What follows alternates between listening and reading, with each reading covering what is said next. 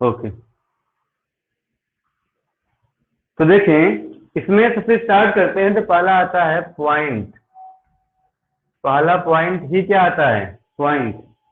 तो पॉइंट अगर डिफिनेशन आप लोगों ने पढ़ ली होगी, इसको class yes third sir. Fourth fifth से ही पढ़ते आए होंगे पॉइंट क्या होता है। तो सिंपली क्या है, कोई प्लेन पेपर हो या प्लेन सरफेस हो, उस पे पेन या पेंसिल से या किसी भी छोटा सा मार्क बना दें। ठीक है, जैसे ये ऐसे रख दो, वो दिखना चाहिए बस। जो सब लोग अपना माइक ऑफ कर लें। ठीक है, जब यहाँ पे आप ऐसे आप रख दें पेन या पेंसिल पेपर पर, प्लेन पर, कहीं भी रखने पर जितना स्मॉलेस्ट जो मार्क बनेगा वही होता है पॉइंट। ये पॉइंट है, दिस इज अ पॉइंट। तो डिफाइन कैसे करेंगे? सिंपली मार्क बाई पेन और paper on a mark by pen और pencil on a plane paper या plane surface known as point. तो पॉइंट की एक्चुअल डिफिनेशन यही है, सिंपली मार्कर नहीं चल रहा है, सिंपली क्या हो, ऐसे आप रख दे सिंपल से ऐसे बना करके पॉइंट। और इसकी जो डिफिनेशन होती है, बोला जाता है point has no dimension. Means point की लेंथ ब्रेथ हाइट कुछ भी नहीं होती है, ये है। बट ये चीज रियल में पॉसिबल नहीं। जब भी आप पॉइंट बनाएंगे, अगर आपको मार्क दिखेगा तो उसमें कुछ न कुछ तो विड्थ होगी। अगर आप इसको कैमरे से देखें या जूम करें, लेंस से देखें जूम करें, तो आपको ये पॉइंट इतना बड़ा दिखाई देगा ऐसे।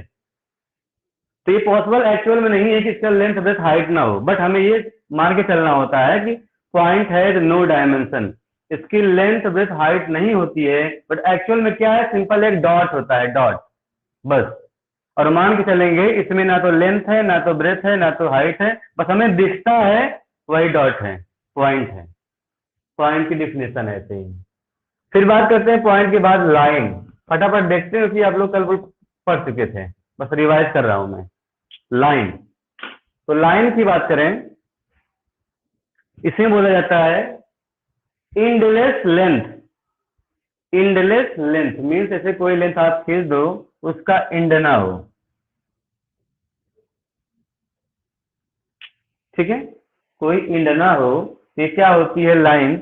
और लाइन में बोलते हैं लाइन हैज नो ब्रेथ, केवल लेंथ होती है, ब्रेथ नहीं होती है। ध्यान दे, ये लेंथ आपको दिख रहा है, बट अगर आपको आप ध्यान दें, इतना पार्ट अगर आप इतना पार्ट जूम करें तो आपको इतना मोटा दिखाई देगा ये देखने में। इसको अगर आप ध्यान से देखेंगे तो इसका मतलब इसमें भी ब्रेथ है, बट उसको इग्नोर कर देते हैं। अगर हम ब्रेथ यहाँ पर नहीं रखेंगे तो हमें लाइन दिखाई ही नहीं देगा, इनविजिबल होगा। दिखने के लिए कुछ न कुछ मोटाई रखनी ही पड़ेगी। बट हम लोग ये मान चलते हैं इसमें ब्रेथ नाम का चीज कोई नहीं, एकदम शार्प है, जितना पतला खींच सको केवल दिखाई दे वही होता है लाइन। जितना आप शार्प खींच सको, तो किसमें क्या होती है? लेंथ होगी, बट ब्रेथ और हाइट नहीं होती है। ठीक है, इट हैज ओनली लेंथ। और इंडलेस होती है, दोनों साइड में एरो होता है, इसका एंड पॉइंट नहीं होता है, इनफाइनाइट इसकी लेंथ होती है, इसको आप मेजर नहीं कर सकते हो। अगर आप कहोगे यहाँ से यहाँ तक 12 सेंटीमीटर, बट आगे क्या बना है? इंडिकेटर, हमको और आगे तक जाना है, इनफाइनाइट लेंथ है, तो इसकी लेंथ हम मेजर नहीं कर सकते हैं। ठीक है, तो क्या होती है? Breathless length is known as line. जिसकी विड्थ ना हो ऐसी लेंथ को लाइन बोलते हैं, साथ साथ स्ट्रेट भी रहे ना, ऐसे ना हो तो कर्व हो जाएगा, ऐसे ना हो, स्ट्रेट रहे तो लाइन होती है। जिसमें ब्रेथ और हाइट नहीं होता है, ये वन डायमेंशनल होता है। One dimensional, one dimensional means केवल लेंथ होती है इसमें। टू डायमेंशनल मीन्स जिसमें लेंथ और ब्रेथ दोनों हो। थ्री डायमेंशनल मीन्स जिसमें लेंथ ब्रेथ हाइट तीनों हो। ये वन डायमेंशनल होती है।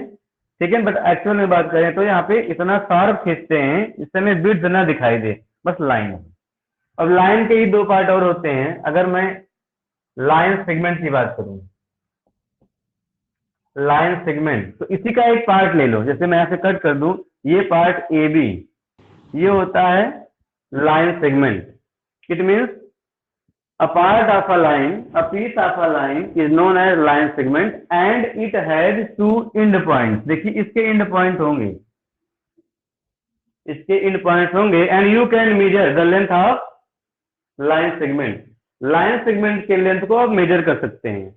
जब भी होगा एग्जैक्ट होगा, आगे तो बढ़ना नहीं है, 5 सेंटीमीटर 6 सेंटीमीटर जो भी होगा उसको आप मेजर कर सकते हैं लाइन सेगमेंट को। इसको मेजर नहीं कर सकते हैं, इसकी लेंथ इनफाइनाइट होती है, इसकी लेंथ फाइनाइट होगी। 5 सेंटीमीटर 100 किलोमीटर 100 मीटर कुछ भी हो सकती है। ये हो गया लाइन सेगमेंट। पॉइंट वाइज में रिवाइज कर दे रहा हूं। फिर नेक्स्ट होता है रे। तो रे में जैसे मैंने यहाँ पे दो पार्ट किया, लाइन को एक पॉइंट से, इट मीन्स अगर लाइन क्या हो, यूनी डायरेक्शनल हो।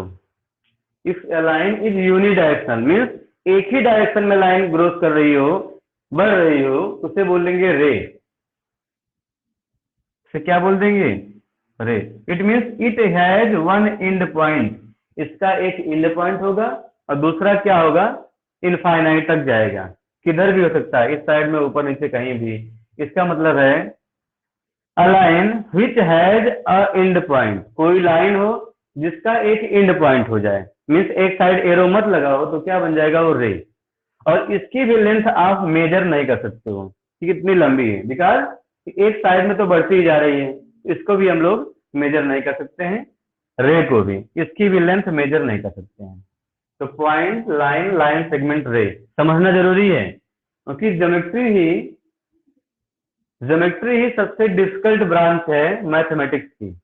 चाहे वो कोऑर्डिनेट ज्योमेट्री हो या सिंपल ज्योमेट्री में लाइंस हो, एंगल्स हो, ट्रायंगल्स हो, पॉलीगॉन्स पढ़ते हो, क्वाड्रिलेटरल्स पढ़ते हो, उससे बेस्ड थ्योरम्स, प्रॉब्लम्स, तो सबसे डिफिकल्ट होता है। इसी में सर्कल्स भी आएगा, कंस्ट्रक्शंस भी आएगा। तो अगर मैं बात करूं तो ज्योमेट्री को मेरे अकॉर्डिंग लगभग सभी लोग मानते हैं कि सबसे डिफिकल्ट ब्रांच है मैथ्स की, क्योंकि यहाँ पे हर एक बेसिक चीज आपको समझते हुए चलना होता है। डिफिनेशन भी लर्न होनी चाहिए, थ्योरम्स इतने आपको मिलेंगे, थ्योरम्स का स्टेटमेंट आपको लर्न होना चाहिए, उसी के हेल्प से आप क्वेश्चन को कर सकते हो।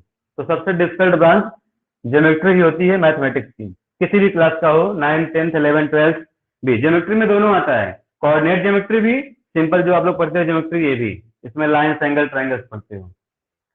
इसलिए आपको ध्यान से पढ़ना, ये पॉइंट समझते हुए, और ऑलरेडी मैंने वीडियो बनाया हुआ है, उसको केयरफुली वॉच करें और समझते हुए नोट्स बनाएं। पॉइंट, लाइन, लाइन सेगमेंट, रे। किसी कोई डाउट हो तो पूछ लें।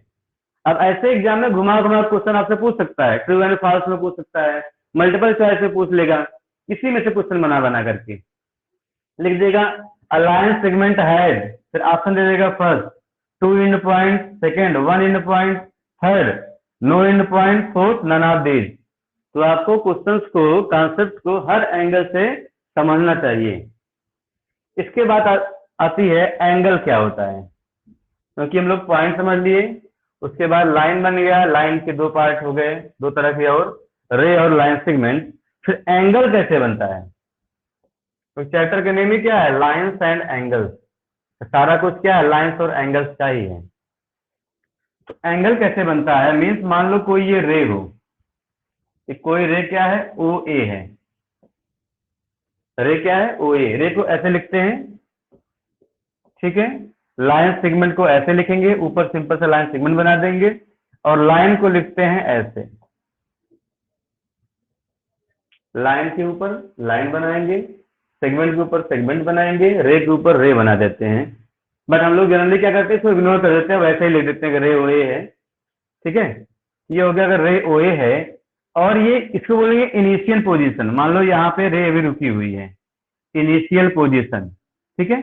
इसको थोड़ा सा रोटेट कर दें, किस पॉइंट से, पॉइंट ओ से। रे के एंड पॉइंट को फिक्स्ड मानते हुए पॉइंट ए को ऐसे रोटेट कर दें कुछ, मीन्स पॉइंट ए आप लाते हुए यहां पे पहुंचा दें, ये ओ फिक्स रहेगा, ठीक है। मतलब यहां से लाइन यहां पे पहुंच गई, यहां पर पहुंच गई, समझ कर लो पॉइंट बी है, यहां से यहां तक रोटेट की।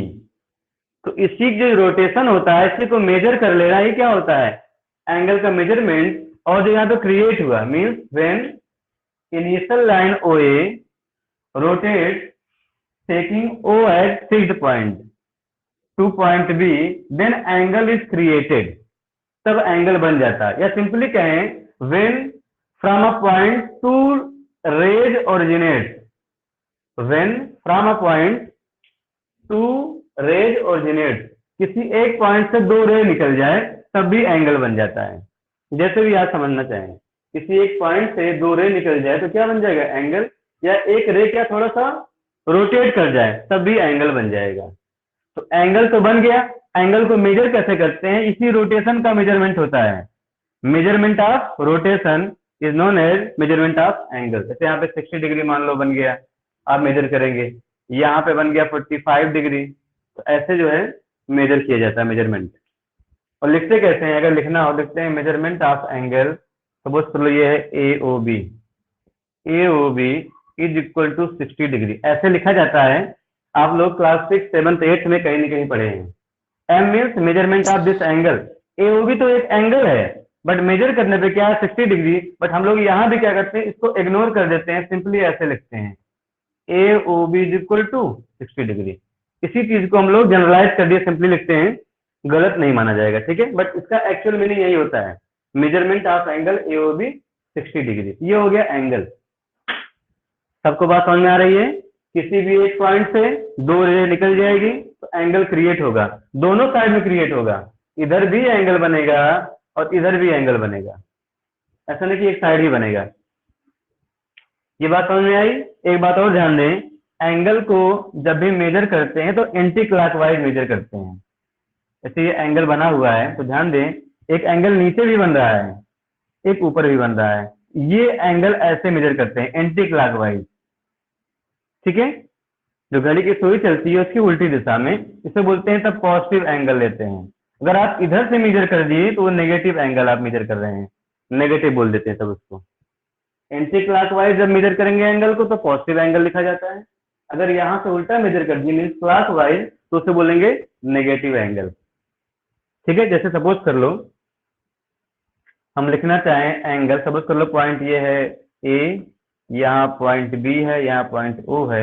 देखिए हम एंगल, ये सपोज कर लो 60 डिग्री है, ठीक है, 60 डिग्री। मेजरमेंट ऑफ एंगल या एंगल सिंपली लिखें ए ओ बी, क्या होगा? ए ओ बी, तो आप लिखोगे 60 डिग्री। बट अगर मैं इधर से लिख दूं, इधर से, ठीक है ना, एंगल ए ओ बी, ये वाला angle, angle A O B, तो ये क्या बन जाएगा? नेगेटिव आ रहे हो तो कितना एंगल होगा? ये -300 डिग्री हो जाएगा। इस वाले एंगल की बात कर रहा हूँ, एंटी क्लॉकवाइज, तो -300 होगा। ये कुछ सिंपल बातें हैं जो मैं आपको बता रहा हूँ। इतना क्लियर हुआ? अब इसके बाद हम लोग जल्दी से types of angle and types of pair of angle सीख लेते हैं। इसको मैं लिस्ट कर दे रहा हूँ। टाइप्स ऑफ एंगल्स, तो आप लोग प्रीवियस क्लासेज में पढ़े होंगे। टाइप्स ऑफ एंगल्स क्या होता है? एक्यूट एंगल्स, ऑब्टूज एंगल्स, सब पढ़े हैं। राइट एंगल, देख लेते स्ट्रेट हैं। एंगल, कंप्लीट हाँ। एंगल।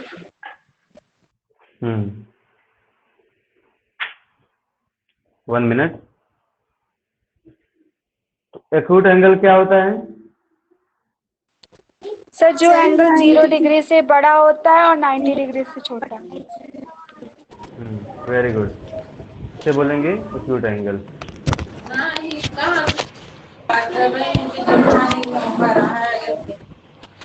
माइक ऑफ कर दीजिए, कुछ लोग आवाज आ रही है। देखिए यहाँ पर तो टाइप्स ऑफ एंगल्स की बात कर रहे हैं, मीन्स अगर सिंगल एंगल हो तब टाइप्स ऑफ एंगल। जो आप लोग पढ़े हो, एक्यूट एंगल होता है, ठीक है, ऑब्ट्यूज होता है, उसके बाद राइट एंगल भी होता है, सर, राइट रिफ्लेक्ट एंगल होता है। फिर बात करें, जीरो एंगल भी होता है, zero angle, yes sir. Right angle, sir complete angle, straight angle, या फिर complete complete angle. Angle, complete angle. Shalini Mishra, mike अपनी म्यूट कर लीजिए। कंप्लीट एंगल, तो देखिए पहले जीरो एंगल मीन्स क्या होता है? ऐसा एंगल जिसका मेजरमेंट 0 हो, मतलब ये रे ओए थी, ये रोटेट नहीं करेगी, यहीं पर फिक्स है, मीन्स कुछ भी एंगल नहीं बना, कुछ भी रोटेशन नहीं हो तो क्या होगा? 0 डिग्री 0 एंगल हुआ। सिंपल सी बात है, जब भी रोटेशन होगा तो कुछ ना कुछ एंगल बनेगा। तो एक्यूट एंगल क्या होता है? जब कोई भी एंगल मान लो एंगल थीटा है 90 और 0 के बीच में हो, 90 डिग्री और 0 डिग्री के बीच में हो, तो क्या होता है एक्यूट एंगल। थीटा मीन्स कोई एंगल है, ऐसे रिप्रेजेंट करते हैं, ठीक है। ऑब्टूज क्या होता है, जब भी कोई एंगल 180 और 90 के बीच में हो तो होता है ऑब्टूज एंगल। 0 नहीं, 0.1 हो जाएगा, 89.9 हो जाएगा, बट 90 और 0 नहीं होना चाहिए, एक्यूट एंगल। ऑब्टूज में 180-90 के बीच में हो। रिफ्लेक्स एंगल क्या होता है, कोई भी एंगल जब 360 डिग्री एंड 180 डिग्री के बीच में हो तो उसे बोलते हैं रिफ्लेक्स एंगल। जीरो एंगल मैंने बता दिया यहाँ पर। राइट एंगल क्या होगा, जिसका मेजरमेंट क्या हो 90 degree. An angle whose measure is 90 degree. Straight angle क्या होगा, an angle whose measure is 180 degree. Complete angle 360 degree. इसी को होल एंगल भी बोलते हैं। इस सिंपल सा कॉन्सेप्ट है, बात समझ में आ गई। इस तरह के एक बात और अगर निकालना हो किसी एंगल का रिफ्लेक्स ऑफ एन एंगल, कोई एंगल दिया हो उसका रिफ्लेक्स एंगल निकालना हो तो करते क्या है, 360 डिग्री से माइनस कर देते हैं, माइनस एंगल जिस एंगल का निकालना है। जैसे मैं आपसे पूछ लूं reflex of 45 degree, reflex angle of 45 degree, तो क्या करोगे 360 डिग्री माइनस 45 डिग्री, तो कितना बन जाएगा, माइनस कर लें इसमें 315 डिग्री। ये हो गया रिफ्लेक्स। कैसे समझ लें इसको, जैसे मान लो ये एंगल था 45 डिग्री, ठीक है, ए ओ बी, ये एंगल था 45 डिग्री, तो आपको पता है ये एक्यूट एंगल है। एक्यूट एंगल या ऑब्टूज एंगल का ही क्या निकालते हैं, रिफ्लेक्स। तो इसका निकालना है ऑब्टूज मीन्स जो इधर वाला पोर्शन बच रहा है वही ऑब्टूज होता है। तो कैसे आएगा ये, अगर सॉरी ये रिफ्लेक्स होता है, ये हो जाएगा क्या, रिफ्लेक्स। अगर यहाँ पे एक्यूट एंगल है या ऑब्टूज एंगल है तो उसके सेकंड साइड में जो एंगल क्रिएट हो रहा है वो रिफ्लेक्स होता है। तो आएगा कैसे, पूरा पूरा 360 डिग्री होता है, ये एंगल माइनस कर दो तो रिफ्लेक्स आ जाएगा। ठीक है, ये बात समझ में आ गई। रिफ्लेक्स ऑफ एन एक्यूट और ऑब्टूज एंगल, तो ऐसे निकालते हैं, 360 डिग्री से माइनस कर देते हैं। आगे चले। Yes sir, yes sir. अब इसके बाद आप लोगों को पढ़ना है types of pair of angle, जो कि ज्यादा इंपॉर्टेंट है। यहाँ तक तो आप लोग क्लास 6, 7, 8 तक ही पढ़ लिए हो, तो कुछ नया नहीं था। इसके बाद है types of pair of angle, उसको भी देख लेते हैं हम लोग। इरेज कर दूं। Yes sir. तो पेयर ऑफ एंगल्स जब भी मतलब क्या है, साथ में दो एंगल लेकर के कुछ टाइप्स बनेंगे, साथ में दो एंगल रहेंगे, तो लिखेंगे types of sir complementary angle. हाँ, ये सब होंगे उसी में, types of pair of angle. तो सबसे सिंपल क्या होता है, कॉम्प्लीमेंट्री, सप्लीमेंट्री। ठीक है, कॉम्प्लीमेंट्री एंगल मतलब साथ में दो एंगल होंगे, ये सप्लीमेंट्री एंगल सब आपको आना चाहिए, सप्लीमेंट्री एंगल्स। तो कॉम्प्लीमेंट्री एंगल्स में क्या होता है, कोई दो एंगल होगा उसका सम क्या होगा, कॉम्प्लीमेंट्री में 90 होगा। मान लो कोई एंगल A1 है, दूसरा एंगल A2 है, हाँ, तो क्या बन जाएगा वो 90 डिग्री। एक एंगल A1 है, दूसरा एंगल A2 है, तो उसका सम क्या आ जाएगा 90 डिग्री। तो इस दोनों एंगल को बोलेंगे these are complementary to each other. Angle A1 and angle A2 are complementary to each other, और दोनों का सम 90 होगा। सप्लीमेंट्री में वैसे होता है, अगर एंगल A1 है, कोई एंगल A2 है, तो ये 180 हो जाएगा, हाँ 180 हो जाएगा, दैट इज सप्लीमेंट्री एंगल। दो बातें हो गई। इसके बाद आ जाता है एडजेसेंट एंगल, जो कि सबसे इंपॉर्टेंट है। इसकी डिफिनेशन भी आप लोग याद कर लीजिएगा, सब मैंने बता दिया पहले से ही। एडजेसेंट एंगल्स ये भी क्या होते हैं, पेयर ऑफ, इसमें भी पेयर बनना होता है। जैसे देखें एक एंगल ये बन गया है एंगल 1, दूसरा एंगल इसके ऊपर बना हुआ है एंगल 2, ओ ए, माइक म्यूट कर ले, बी सी। अगर आप देखना चाहें यहाँ पे बहुत सारे एंगल्स बने हुए हैं, एक तो बना हुआ है ए ओ बी, दूसरा बी ओ सी, तीसरा ए ओ सी, या इधर से भी बन जाएंगे एंगल। तो एडजेसेंट कब होंगे? एडजेसेंट तब होंगे जब दो एंगल हो। आपको पता है ये क्या होती है, इसकी आर्म्स होती हैं। जब एंगल बन गया तो बोलते हैं आर्म्स, मीन्स ये आर्म ओ ए है, ये आर्म ओ बी है, ये आर्म ओ सी है। जिस रे से एंगल बनता है उस रे को बोल लेते हैं आर्म्स, ठीक है, in the context of angle. अगर एंगल की बात करेंगे तो बोलते हैं आर्म, आर्म ओ ए, आर्म ओ बी, आर्म ओ सी। तो जब भी एंगल बनता है दो आर्म से मिलके बनता है, दो आर्म से। तो जब भी दो पेयर, दो एंगल एक साथ ऐसे हों तो उसमें एक आर्म कॉमन हो जाए। जैसे यहाँ पे देखें एंगल 1 किससे बना हुआ है? ओ ए और ओ बी से। एंगल 1 किससे बना है? एंगल 1 बना हुआ है ओ ए और ओ बी आर्म से। एंगल 2 किससे बना हुआ है? ओ बी और ओ सी आर्म से। ओ बी और ओ सी आर्म से एंगल 2 बना हुआ है। देखें दोनों में एक आर्म कॉमन होनी चाहिए, कॉमन हो गया। दूसरी कंडीशन है जो अदर आर्म्स हैं, एक तो हो गया ओ बी, इसका दूसरा आर्म कौन सा है? ओ सी है, इसका दूसरा कौन सा है? ओ ए। ये इसके दोनों साइड में हो, एक साइड में ना हो। मीन्स देखिए ओ बी है तो ओ सी ऊपर है, ओ ए नीचे है। इस कंडीशन में होगा तभी बोलेंगे एंगल 1 और एंगल 2 क्या है? एडजेसेंट हैं। Angle 1 and angle 2 are adjacent angle.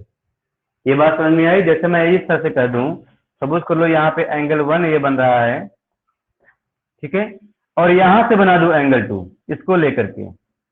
तब यहाँ पर एंगल 1 और एंगल 2 एडजेसेंट नहीं होंगे। देखिए इसमें भी कॉमन है, कौन सा? ये वाला नीचे वाला कॉमन है। इस बार एंगल 1 बनने में यूज हो रहा है, एंगल 2 बनने में, बट क्या है इसके दोनों एक ही साइड में दोनों साइड आ गई, दोनों आर्म, तो ये एडजेसेंट नहीं होगा। मीन सिंपल है, बीच में एक आर्म हो, एक एंगल नीचे हो, एक एंगल ऊपर हो, ऐसा भी बन सकता है। ये भी हो गया। फिर मैं खींच दूं एंगल 1 एंगल 2 एडजेसेंट है, ऐसे भी होगा, ठीक है, ऐसे एंगल 1 एंगल 2 एडजेसेंट है क्योंकि बीच में है ये और एक साइड में नहीं है, दोनों साइड में है।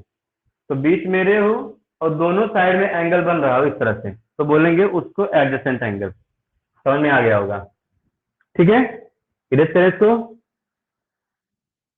Yes sir. अब इसके बाद इसी के हेल्प से होता है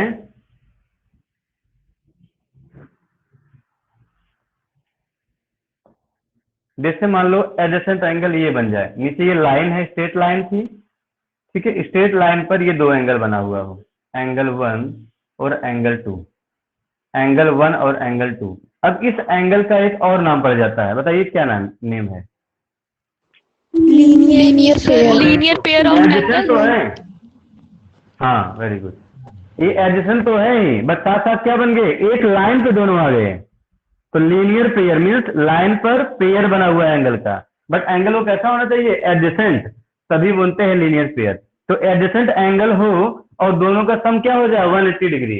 देखिए यहाँ पर एंगल 1 एंगल 2 एडजेसेंट है और दोनों का सम 180 कैसे हो गया? ये पूरा पूरा एंगल क्या होता है? 180 स्ट्रेट एंगल। तो 180 हो जाए तो इस एंगल्स को बोलते हैं linear pair of angles. Linear pair of angles बोलते हैं, साथ में लिखते हैं LPA, linear pair of angles. बात समझ में आ गई? मीन्स एडजेसेंट एंगल्स हो, दोनों का सम 180 हो जाए, कहने का मतलब स्ट्रेट लाइन पे दोनों एंगल बन रहे हो, तो उसे बोलेंगे लीनियर पेयर ऑफ एंगल्स, और दोनों का सम हमेशा 180 डिग्री होता है। इसी में एक प्रॉपर्टी और होती है, जैसे एक लाइन है, एक लाइन के किसी एक पॉइंट पर बहुत सारे आप एंगल्स बना दो, ऐसे बहुत सारे एंगल्स, 1 चलो ये हो गया एंगल 1 एंगल 2 एंगल 3, ऐसे बहुत सारे एंगल्स बना दो, 4 5 6, तो हमेशा इनका सम क्या होता है? 180। मीन्स एक लाइन की एक पॉइंट कर एक ही तरफ जितने भी एंगल्स बनेंगे उन सब का सम कितना होगा? 180 डिग्री। इसे बोलते हैं linear sum property. Linear sum property of angle, linear sum property of angle. Common सी बात है, सिंपल बात है, अगर एक साइड जितने भी एंगल बनाओ किसी एक पॉइंट पर उनका सम होगा, क्योंकि क्या है पूरा पूरा स्ट्रेट एंगल बन जाता है। तो ये भी यूज कर लेते हैं कभी कभी, linear sum property of angle, linear sum property of angle, ये भी हो गया। उसके बाद और बात करें तो वर्टिकली अपोजिट एंगल आपका बच रहा है, वर्टिकली अपोजिट एंगल, और तो सब मैंने बता दिया है, बस देख लो, ठीक है। हाँ, उसके बाद से जो है parallel line and transversal next class में हम लोग कर लेंगे, जल्दी देख सकते हैं। वर्टिकली अपोजिट एंगल सबसे आसान है। When two lines intersect at a point, अगर दो लाइन एक पॉइंट पर कट करें, when two lines intersect at a point, suppose कर लो, देखिए line L1 and L2 intersect each other at point O, then vertically opposite angles are equal, then vertically opposite angles are equal means आमने सामने वाले angle, इसके सामने ये पड़ रहा है, आपस में इक्वल होता है, ये दोनों एंगल आपस में इक्वल होगा, means angle 1 equal to angle 2 होता है, एंड अगर ये एंगल 3 है और ये एंगल 4 है तो angle 3 is equal to angle 4 होता है। When two lines intersect at a point, then there are 4 angles। अगर देखें 4 सेपरेट एंगल्स तो अपोजिट एंगल्स इक्वल होंगे। अपोजिट कौन सा है, 1 के सामने 2 है और 3 के सामने 4 है, तो एंगल 1 इक्वल टू एंगल 2 होता है, एंगल 3 इक्वल टू एंगल 4। ये क्या है, pair of vertically opposite angles, pair of vertically opposite angles. तो types of pair of angles भी हो गया है। अब केवल क्या है, parallel line and its transversal पे जो बेस एंगल्स हैं उसको हम लोग नेक्स्ट क्लास में पढ़ेंगे, साथ ही साथ हम लोग थ्योरम भी रिवाइज कर लेंगे, उसके बाद 1-2 थ्योरम होगी। ओके, तो आज के लिए इतना ही।